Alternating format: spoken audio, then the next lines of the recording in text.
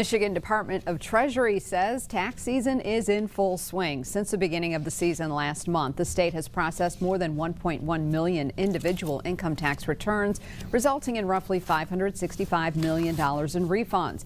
Another 500,000 are waiting to be processed. To date, the number of returns is up 45% compared to this time last year. The state Treasury Department says it's because filing season opened the same day as the IRS, which has more people in Michigan getting their returns in early.